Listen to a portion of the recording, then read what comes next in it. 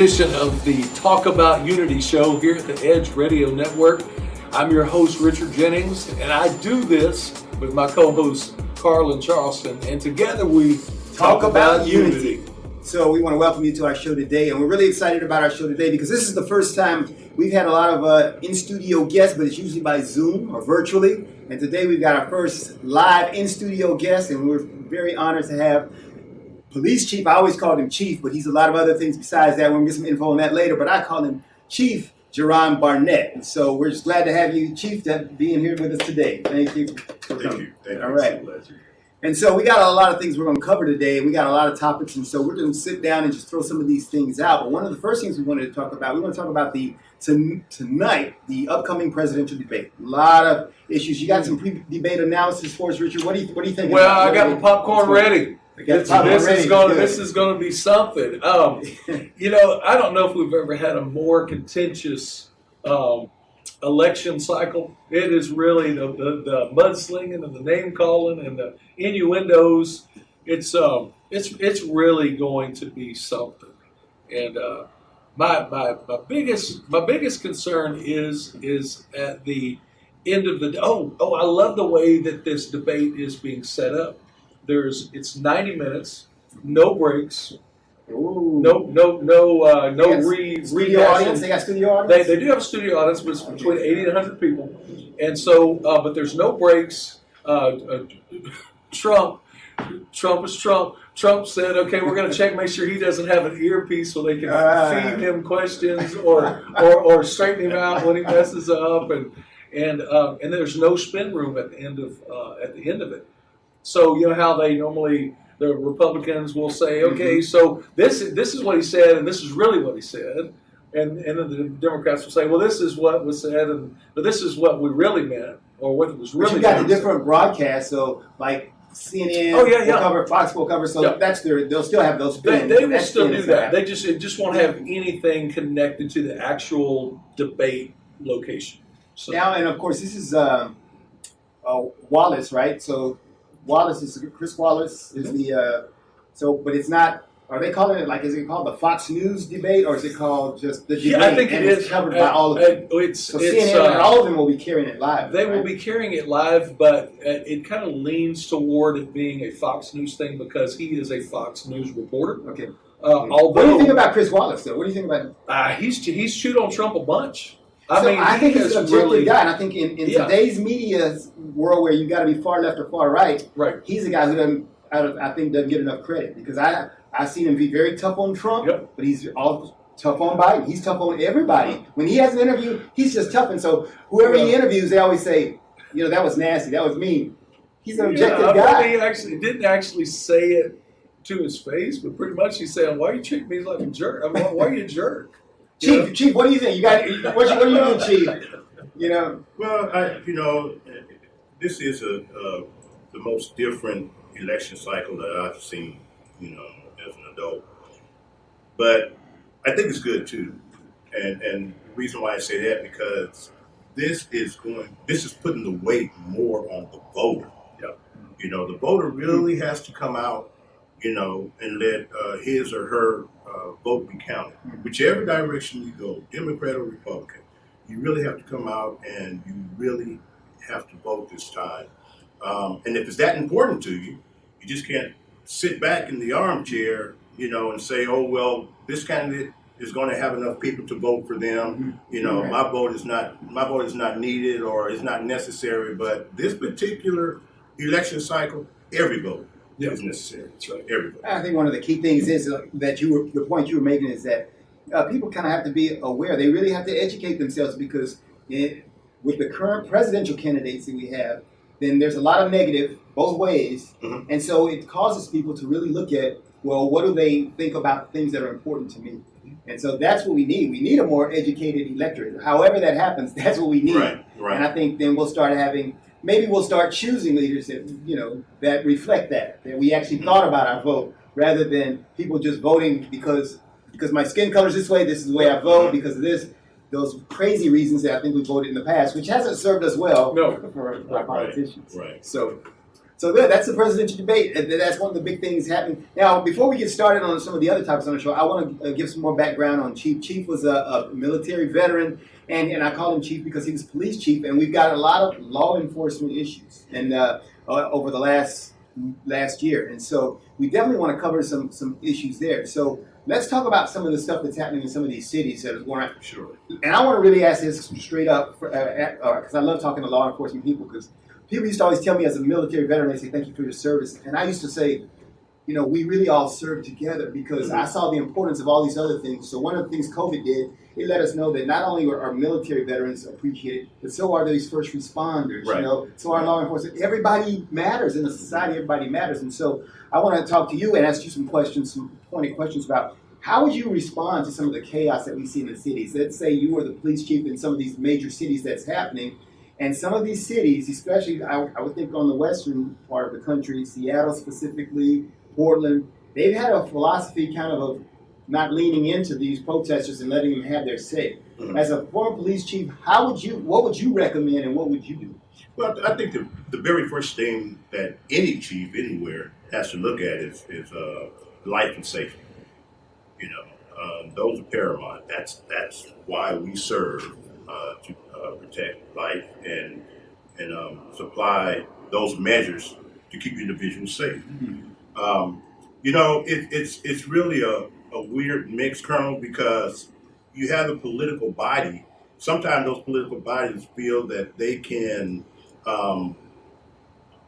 sort of manipulate law enforcement to be what they want it to be. But law enforcement specifically is set up, to enforce those laws. Mm-hmm. Right. But if I don't want to sit back and try to Monday morning quarterback a police chief, right. But I would have basically looked at the safety aspect for that, and put that first. Now, sometimes that may be you saying you ignoring that political body and you doing what you have taken an oath to do. People they make a joke out of protect to serve, but basically that's your oath, to protect the public and to serve the public. And that service has to be with decency and with honor, of course. Mm-hmm. So I would have just really let the safety be paramount, and whatever was necessary within those parameters lawfully, protect the public. Okay. So when you say lawfully, so when people get in some of these major cities, you've seen a lot of the looting and burning and mm-hmm. damaging. Is that the place where you would draw the line, or is some of that authorized? Because a lot of people have been saying, well, let's let that go. In some of these major cities, especially, I can always talk about Seattle and Portland. They kind of said, let's let them vent their frustration. Mm-hmm. Is that venting frustration authorized, or no? You've broken the law and we crack down. No, that's criminal. Okay, that's just all right, just plain criminal. Yeah, that's not happening. Yes. I was taught in the academy. It's an old saying, where resistance ends, abuse begins. Mm-hmm. Okay, so to have a march to resist certain things, that's understandable. Everybody have that right. Mm-hmm. But within that march, if someone take an idea that they're going to break a window, enter a business, and take what they want, that's criminal. So as an elected official, I serve as county commissioner. So for me to serve as county commissioner and sit back and say, hey, let them go ahead and bust the windows over there in that store, they're going to be okay. How can I effectively do that? Because to serve as commissioner, you also take an oath. So how can I serve as commissioner and be true to that oath and allow that damage to happen or to transpire? It's criminal. It's criminal. Good. All right. And so, we're going to get to some. Chief Barnett is the Water County Commissioner in Precinct 3. And so we're going to ask him some specific things about his area of jurisdiction and the Precinct 3. But I'm trying to milk him of some of this law enforcement stuff right now. So, because we got so much of that time. I want to ask you a question about Breonna Taylor. And situation there. So where do you think, and kind of just a slight review, of course, they didn't indict anybody specifically in regards to Breonna Taylor's death, but they indicted the one officer for in wanton endangerment because he was firing indiscriminately.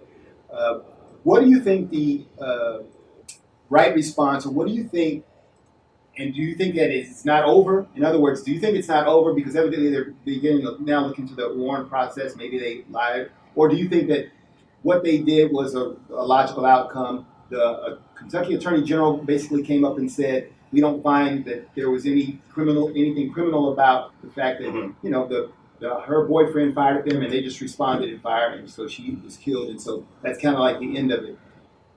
So as you saw, there were protests and demonstrations because people are upset about that, and I think they're having a Justice Department investigation nationally so that they can look further into it. What is your view on the road ahead for the Breonna Taylor situation? What happened? Well, I really don't know. As far as going forward, those things that may transpire, I only hope that there would be some civility in what transpired, because this is definitely a time for conversation. Yes. Mm-hmm. Let's talk about it. Yes, it's definitely a time. Talk about unity. Yes. And Kentucky law, I don't know how, that law is. But as a former police administrator, and looking at that particular situation, it's possible that it could have been handled differently by law enforcement, and not trying to point a finger at anyone, and trying to say who was right and who was wrong, because that we still have to look at the law, the written law, for that particular state, and how that law is correlates with the actions that transpire, but just being in situations, I've executed warrants with agencies that I work for, executed warrants with federal agencies, and maybe it's time that we take a look at how those warrants are executed. As far as our approach, and the way we do our approach. Law enforcement is something that has been around for centuries and decades. I want to say maybe New York was probably one of the first, way back 1830 or whenever it started. But needless to say, everything has to go through its origin, and everything has a start, it has a middle, and it has an ending. And even in law enforcement, I think we should start looking at some of our processes and some of the way that we do things. Okay. But I will say this, and you all forgive me, I'm a preacher's son, so if I get winded, just let me know. But so are you. I know. You can go. So, but one thing that has to be understood, and this is not by any means an excuse, everyone is fearful. People look at law enforcement, they look at us wear a uniform, they look at us wear the badge. Man, you're scared. Mm-hmm. You're scared. Right. You're scared. And if you aren't scared, when you get ready to execute something, then there's something wrong with you. Right. So maybe those are things that, we need to look at also. The training, redo training. Now, I don't think legislatively, I wouldn't want anyone that doesn't know anything about law enforcement to offer suggestions. Yeah, tell you what you need to do. That's just like me. Yeah. Just like me. I don't know a thing about brain surgery, so I was crazy. Ben Carson, how to do something. Exactly. Yeah. Exactly. So that's really good, and I think you made a very key point. Of course, we're here on Talk About Unity, and because I'm the executive director of the Race American Unity Movement, and I think that the point you make about us being scared, and it's everybody really is scared. Yes. Everybody's scared of each other. Why? I think a lot of it has to do with our social media. We don't really connect with people, and that's why it's so important we have that we got our live in-person guests, because There's a difference when you talk directly to a person than it is when you're shooting out text messages or doing social media. And that keeps us from really knowing people. So we think we know people. And think about you've been on social media and the hate that's generated. Oh, yes. And you can hate somebody from a distance. But when you start talking to them like this, something different happens. Right. There's something about that eye-to-eye contact that we make. And so I think we are scared. I made a post on Facebook last week where this lady walked up to this police officer in a car. And she said, I just wanted to tell you this. And she wrote him a letter and said, we appreciate what you all do. And it was a dark-skinned lady. He was a light-skinned guy, police officer. And can you imagine the bond that was after that? And I said, that's how we make change. Because she just wanted to say, thank you for what you do. And he then was able to reciprocate and say, thank you, whatever. So I'm doing the preacher's son thing now. And I'm going to go on and on. All right, so we're going to cut and we're going to so Richard, you got anything before I take up all the time? I don't want to monopolize the chief here. Man, this some of the is stuff we're talking about. I'll just say, looking at the debate tonight, looking at what happened with the memorial at Emancipation Park, looking at the no-knock warrants on Breonna Taylor, looking at so many things today. The gentleman, here's one of the things I wanted to talk about just real quick. There was a post that went viral. A dark-skinned guy wearing a red shirt was approached by a police officer. Maybe you've seen this. And he says, you fit the description of the guy we're looking for. I need you to show me your ID.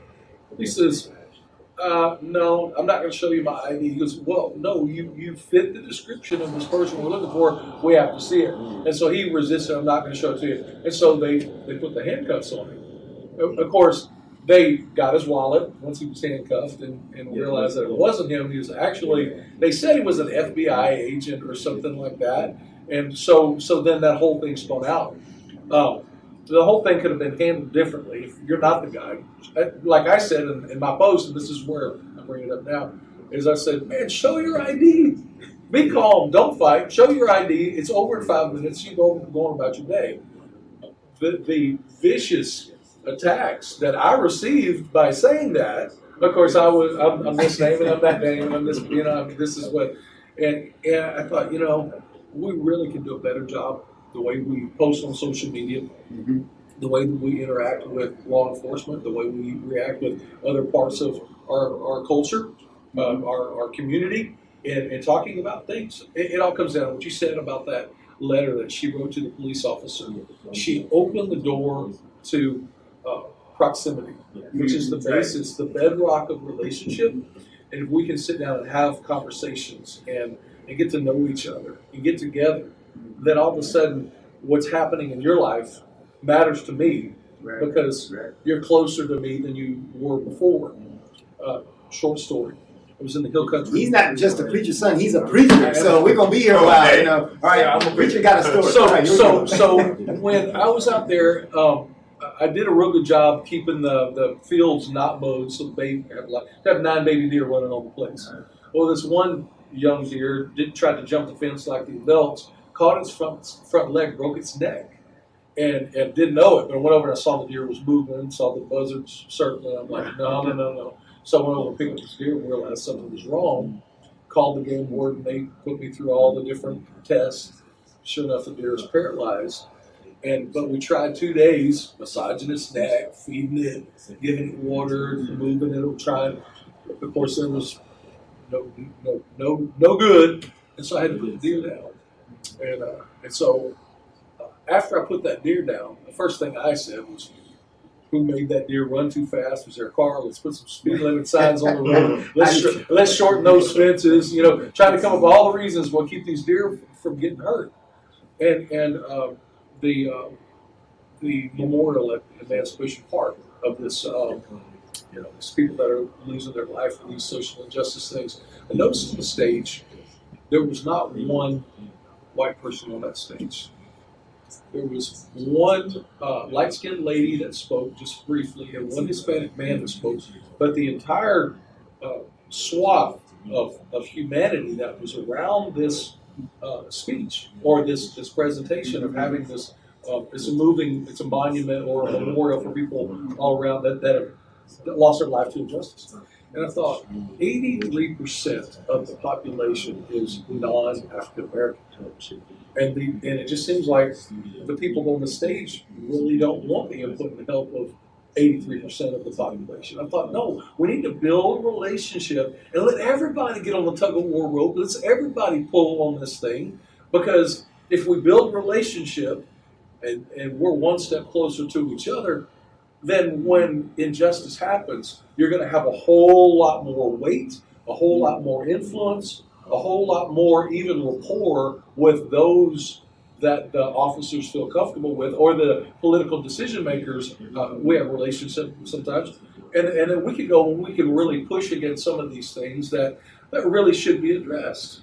Yeah, that's very important. I think in any major analysis you make, and I've been doing a lot over the last few years since I started my nonprofit, as I travel the country, and one of the things I look at historically is that Dr. King, along with the others who've made really good progress in this area, they talked a lot about integration. Right. I mean, integration was a very big word. You don't hear that much. No. You don't hear that, and we don't understand that there's going to be a difference if you come up with a solution that has the integration of all the people involved, vice one that only has a certain segment of the people involved. We are America, and we're kind of a different animal in the sense that we have a whole lot more diversity than most countries. Most countries are more monolithic, and so they might not have those issues as much as we have them. So you can easily disenfranchise somebody by just catering to your kind in America, and that can have very profound impacts.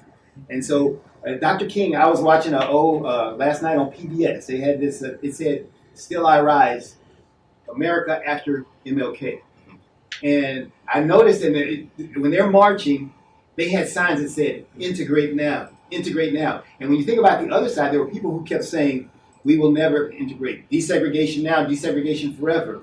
And so there's something very important, just like we were talking about, it's important that we bring people together and talk face to face. There's something very important about us integrating and becoming one. Sure. Kind of the thing you're talking about. When you have these things, it's easy enough for us to say, let's have a black-only thing. It's very easy to do that. Right. The question is, what kind of impact is that going to have? Is that going to have negative impacts later when you really want integration, when you want help from other people? You can't say, I'm going to be over here and do my thing, and I'll call you when I need you. We've got to integrate, and I think that's a very big part of what we do at the American Union. We talk about how we can work on these things together and bring about solutions to it together. You know, Richard, and what you were saying, you know, sometimes these groups don't want outside help. Assistance. Yeah, they don't. And the reason I believe sometimes because it weakens the stance. You know, if I'm saying this group right here does not want to help me or work with me, and no one from that group is here with me, you understand what I'm saying? Sure. Then it's easy for me to take that. It's easy for me to take this stance there, and it becomes stronger in the eye of the individual who really don't know, you know, what's truly going on or what that stance is. But if Richard would come over here to help me, you know, I can no longer say, well, that group over there doesn't want to help me. So it weakens my foundation now, Sure. you know, and I see that a lot now in this election cycle. Right. Yeah. Sure. Yeah. Mm-hmm. So. Yeah, that's huge because all the things. And I mean, think about in your precinct. Tell us what the makeup is of your precinct, and like you're running for re-election now. Mm-hmm. What does it take for you to get re-elected? How do you campaign? I basically, right now in this pandemic, it's kind of hard, Right. you know, Mm-hmm. knocking on doors because some people just aren't going to open, you know. But social media, you know, I have a real good young man that's helping with social media. Well, you know, he's one of yours, coaching. Oh wow, yeah, Yes, okay, he's great, yes, yeah. yes, So he's double time. Oh, He's volunteering for me. I don't pay him, but no, outstanding. outstanding. Yeah, he's really good. He is outstanding. Yeah. You know, so we're doing the social media, Good. you know, and Waller County as far as publications and things like that. You know, our newspapers we have two, Waller Times and Hotline Press. So you know, you advertise that, but basically it's getting out where you can and putting your message out there, and trying to help people to remember what you've been able to accomplish or what you've been able to help accomplish, you know, since I've been commissioner. Well, make that pitch. Tell us what make that pitch. Tell us what the people in Precinct 3 need to know about Jerron Barnett. Well, the first thing you need to know about me is that I'm still me. You know, no, but I'm a father. You know, I'm married. I'm a father. Two daughters, both attend Prairie View A&M University. I'm very proud of. I've served as the police chief for the city of Prairie View for it was approximately 4 years, and at the end of that, you know, I thought I was going to just get away from public service and try to go out to the corporate world. But people within the community came to me and asked me to run for a commission. And that's what I did. That was in 2012. I took office in 2013, and I'm still there now. It has really been a wonderful opportunity for me to be able to see some things transpire. Waller County right now is really a growing county. Many have pegged us as being the fastest growing county, you know, in the state of Texas, and I can believe it. And go down south on the south end around that I-10 corridor, you can see it transpiring. Come up north around 290, you can see it happening. Since I've been commissioner, Waller County has added a new community center, which is actually there in Prairie View. We use that. Yes. We use that. Yes. Yeah. We've added a state-of-the-art criminal justice center. We have an awesome Veterans Memorial that, as a matter of fact, on tomorrow, if anyone, all veterans, Waller County and from abroad, we will be doing a flag raising ceremony tomorrow around 9:30, between 9:30 quarter to 10. Where's that? Right in front of the courthouse, Hempstead. Oh, okay. 832 Austin Street, which is the main highway right there. 0290. 0290. Yes. And it is totally awesome. It's something that I've been blessed to chair that Veterans Memorial Committee, and I want to thank those committee members for allowing me that opportunity. But we've had people from the community, businesses to donate. The county has done its part, and one thing we have to understand that no matter how you see your freedom is not free. That's right. It's a cost that had to be paid. So, and this is our way of honoring those who have paid that cost. Both present and past, and for those that may be looking at it more in the future. Right. So, but we've also improved our library. We have a new court annex on the south end, or county annex rather, on the south end. So we're growing. We have phenomenal businesses. We have an excellent economic development program, which is spearheaded by Vince Yoakum, phenomenal individual in doing what he's doing.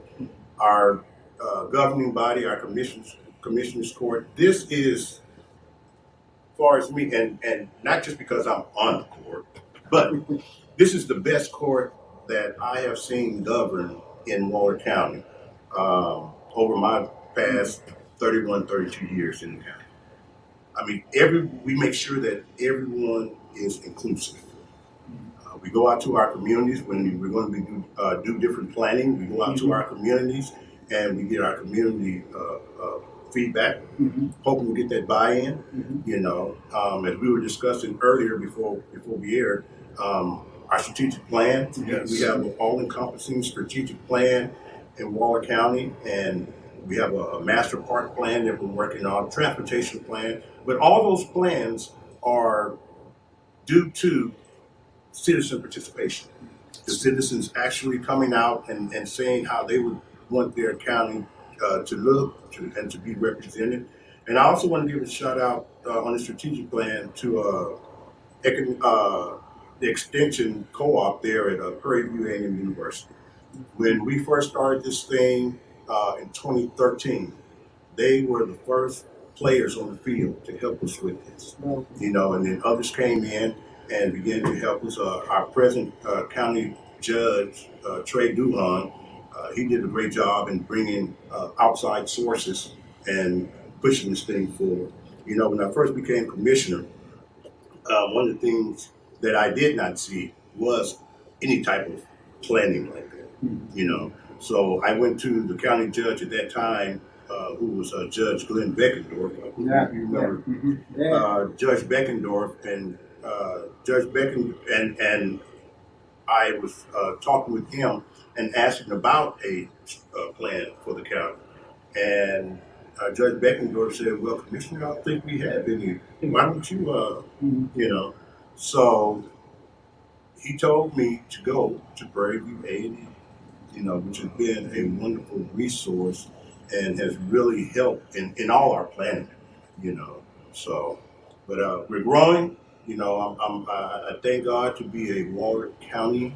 And we're going to, and we're going to continue. We're going to continue to grow, and you know, go Bulldogs. Hey, we're all Bulldogs here. Yes, yes. Let me ask you this about we're on that Prairie View thing. There's been growing up in Prairie View and then leaving and coming back. One thing that's been a constant is there's always been lawsuits between, and sometimes I'm not exactly sure, but Dwayne will always tell me what's going on. But there have been so many lawsuits where the university, I guess, against the county or whatever. What is the basis for that? And is any of that stuff still happening? Have they resolved some of those issues? Yes. Unfortunately, I can't speak on that right now because we are presently involved in one of those issues. But it is something that been nagging for a long time. Yeah.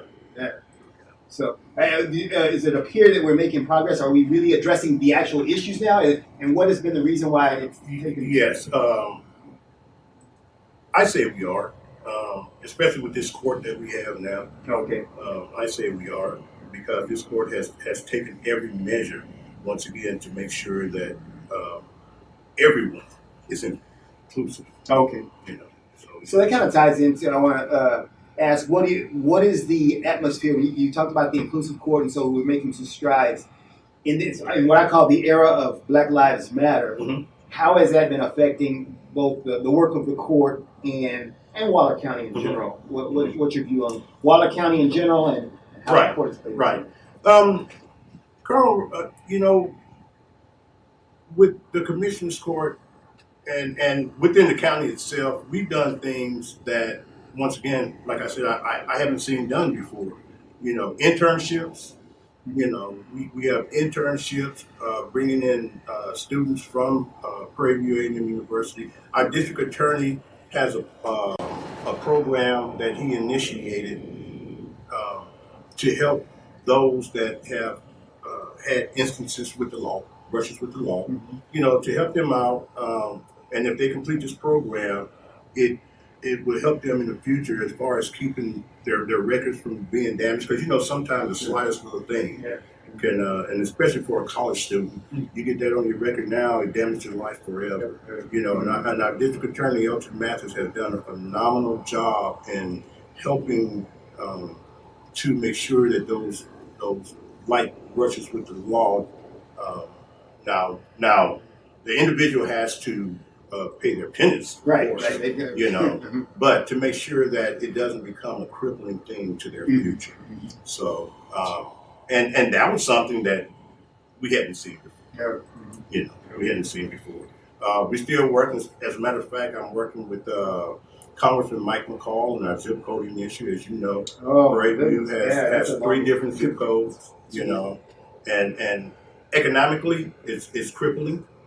You know, because it doesn't show a designation, you know, for the city of Prairie View itself, except, you know, right now, we put in the address in one of the locating mechanisms, the university would pop up, but you still have the city itself. So Congressman McCall is working with me on that. He's being very, very aggressive with that, and I think we're going to get something done. All this stuff, it takes time, of course. You can start today, and it may not come to fruition until 3 or 4 years from now. But you have to plant the seed, to get it going. I really think some of those things on that particular issue with your future planning, we had talked earlier, Yes. 10, 15, 20, 25 years into the future, embracing residential, commercial, the university, so many things. Business is coming. Oh, yes, they are. So we can either manage change or get run over by change. I believe one of the things that is going to be fixed, a byproduct of progress and growth and development, is this whole zip code thing is going to have to be taken care of. Right. Because people are going to occupy that space. Oh, yes. That space is going to have an address. So, yes. So it has to be addressed. And the thing about it is that Prairie View isn't the only city that's having to share a zip code. Further down south, the city of Patterson is also having to share a zip code with the city of Brookshire. So it makes it hard to have your economic footprint and your identity when you're doing that. So, but I'm after talking to Congressman McCall, I feel that we're going to get, something done behind it, but it's going to take time, and everybody needs to understand, that they have to give us the opportunity within that time to get these situations taken care of. And I look at the infrastructure, and you look at Prairie View, and we got about 5 or 10 minutes left, and I'm gonna end them with talking about this because it's kind of the story I think of our country, America, is that we have some bad history, across America, and we know a lot of that was along racial lines. But we've got to start thinking about how we move forward in that. Right. And so when I look at Prairie View, I remember when we opened up our barbecue restaurant there, and we were looking at some other property acquisition. We noticed some things, some very strange things, and it's certain things such as like, you drive to Waller coming from Houston on 290, and as you're headed west on 290 there, then you got those feeder roads, up through Waller. As soon as you exit Waller, no more feeder roads. Right. Then they begin again after Prairie View, and you go on and you go, and so we used to think about that. Why is that? Why are we a pass-by? And then we add that onto the zip code issue. Why can't we get zip codes? And you get this picture, and you start thinking. And I'm a very objective guy to go, man, somebody had some very divisive things planned for us. And so it's much more important for us to start thinking about how we go forward and then what we can do differently so that we prevent that from happening in the future. So yeah. Colonel, that's a good thought. But I think we also need to look at the history on some of those things and how they came to be.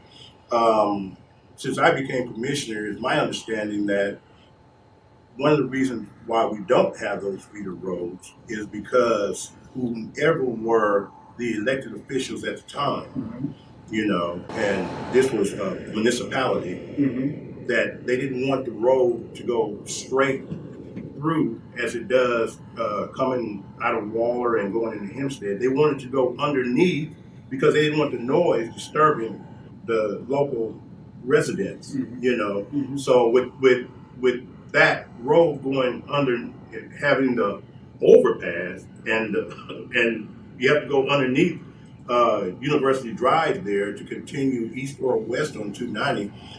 That presented a problem too, as far as the service roads. But trust me, TxDOT is looking at that, and I think because when you get into that, then you get into the economics then, because your property there is not nearly as valuable if you got that feeder road where you can put businesses and you can get, because otherwise now people can't get off there, and so so it's one of the things you think about. Progress. That progress is going to bring about those things. We can see them. We can see that ball rolling. Even right now in the Waller area, that ball. We can see that ball rolling. Well, now how's Precinct 3 and Waller County doing as far as COVID? How are we doing here? Waller County, we have decided not to rely on the state, not to rely on the federal government, but to do this thing ourselves. We have our own COVID testing that we're doing. And we voted this in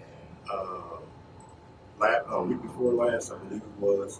And we're working with a medical facility out of Fort Bend, and they're helping us to where we can do our own COVID testing. The thing about working with the state, you have to work on state time, and sometimes that can be progressive, and sometimes it can just be downright slow, So we've taken the bull by the horn, and the county is paying through a grant that we got. The county is paying for our own COVID testing for our citizens. Oh, wow. I tell you, man, Waller County is the place to be. That's good. Yeah, and so have our numbers been good? Our numbers stabilized and going down? How are we? Our numbers are stabilized. Okay. Our numbers. Because I know we started back at school, and it probably gave everybody a chance to ramp them up some. Because we started going back out, and so it's good if we're stable right now. Yes, really our numbers are stabilized, and the thing about those ebb and flows in the numbers, we have to realize too, more people are getting tested.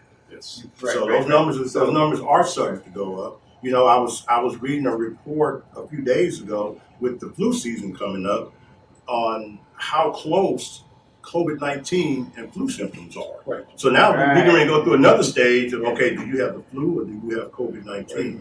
So, yeah. Challenging times. All right. Hey, well, we appreciate Chief in the studio with us today. Like I said, our first live guest. It's been a great time. And we look forward to. You got any closing comments before we head out there, Rich? No, I just sure hope things work out for you, Chief. Because the conversations that we had before the show, how you're looking into the future, getting the feedback from everybody that's in the community, all the stakeholders. Yes, it's what Waller needs. Yes, it's sir. something that we've longed for decades ago, and now we see the progress. This year. So, how can people find you, support you? You got anything, a Facebook website where people can go and support Chief? Well, I keep saying Chief. He's Commissioner Barnett now. Commissioner. Yes, re-elect Commissioner Barnett. Or you can also contact me if you'd like. I'll give you my number, which is 832-483-8900. Or you can also P.O. Box 2846, Prairie View, Texas 77446. And once again, I appreciate everyone's support, but more importantly, I'm asking for your vote for re-election. Please allow me to finish some of those things that we started, and to start some of those things to where someone else will have opportunity to finish.